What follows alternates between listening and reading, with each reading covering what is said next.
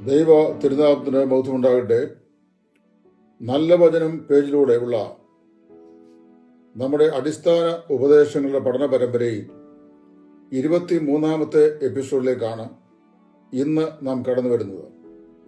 23-ാമത്തെ എപ്പിസോഡിൽ ദൈവിക നിർണയങ്ങളുടെ ലക്ഷ്യം അല്ലെങ്കിൽ ഉദ്ദേശം എന്താണെന്നാണ് ഞാൻ പറയാൻ ആഗ്രഹിക്കുന്നത്. നമ്മൾ കഴിഞ്ഞ 2 എപ്പിസോഡിൽ ദൈവം നിത്യതയിൽ വെച്ച് തന്നെ ഭാവിയിൽ സംഭവിക്കാനുള്ളതെല്ലാം തിരുഹിതത്തിന്റെ പ്രസാദത്തിന് ഒത്തവണ്ണം മുൻ നിർണയിച്ചിരിക്കുന്നു എന്ന് നാം പഠിച്ചു. പൗലോസ് അപ്പോസ്തലൻ റോമാലേഖനം 8-ാം അധ്യായത്തിലും പറയുമ്പോൾ, അവൻ മുന്നറിഞ്ഞവരെ തന്റെ പുത്രൻ മുഖാന്തരം അനേകം സഹോദരന്മാരിൽ ആദ്യജാതരാകേണ്ടതിന് അവന്റെ സ്വരൂപത്തോട് അനുരൂപരാകുവാൻ മുൻ നിയമിച്ചിരിക്കുന്നു. മുൻ നിയമിച്ചവരെ വിളിച്ചും വിളിച്ചവരെ നീതീകരിച്ചും നീതീകരിച്ചവരെ തിരസ്കരിച്ചും ഇരിക്കുന്നു എന്നാണ് പഠിക്കുന്നത്. എന്നാൽ ഒരു വസ്തുത ഇവിടെ നാം പ്രത്യേകം ചിന്തിക്കേണ്ടതായിട്ടുണ്ട്. ദൈവത്തിന്റെ ഡിക്രീസ്, മുൻ നിർണയങ്ങൾ എന്ന് പറയുന്നത് ആത്യന്തികമായി തന്റെ സൃഷ്ടിയുടെ വിശുദ്ധീകരണത്തിനോ അല്ലെങ്കിൽ സൃഷ്ടിയുടെ സന്തോഷത്തിനു വേണ്ടിയോ ഉള്ളതല്ല. ആത്യന്തികമായും ദൈവിക നിർണയങ്ങൾ ദൈവ മഹത്വത്തിനു വേണ്ടി ഉള്ളതാണ്. എന്തിനാണ് ദൈവം ഭൂമിയെ സൃഷ്ടിച്ചത്? തന്റെ മഹത്വത്തിനായി ദൈവം സൃഷ്ടിച്ചു.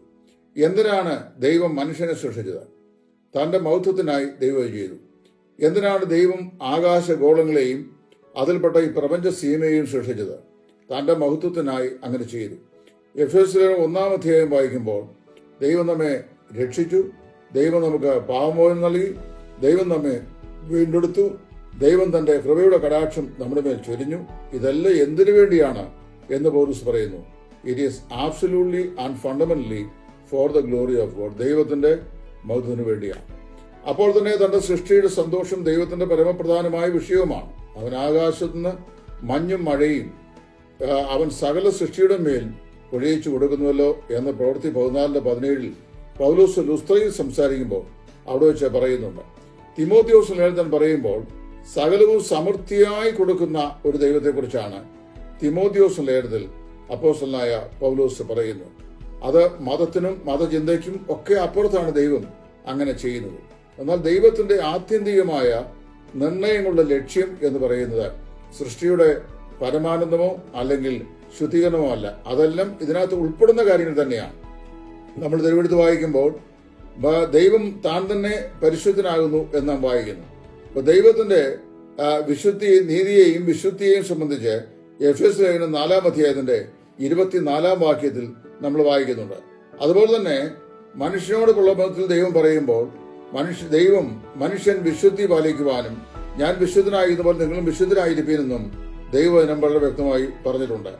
അതുപോലെ തന്നെ നമ്മൾ തിരുവെഴുത്ത് വായിക്കുന്ന എല്ലായിടങ്ങളിലും നാം വിശുദ്ധി പാലിച്ചുകൊണ്ട് ദൈവത്തിന്റെ മഹത്വത്തിനായി ജീവിക്കണം എന്നുള്ളതിൽ ദൈവത്തിന്റെ എല്ലാ സൃഷ്ടിയും ദൈവിക വിശുദ്ധിയുടെ കാവൽക്കാരായിരിക്കണം എന്ന നിർദ്ദേശവും നമുക്ക് കാണുവാനായി കഴിയുന്നുണ്ട്.